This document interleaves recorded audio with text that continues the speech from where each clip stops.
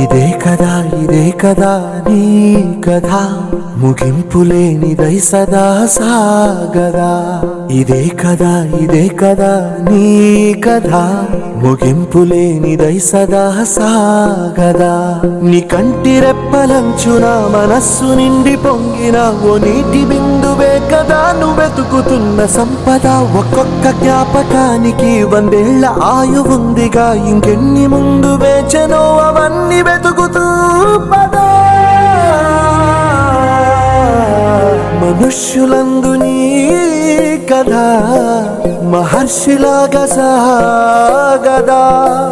మనుష్యులందు నీ కథ మహర్షిలాగా సాగదా.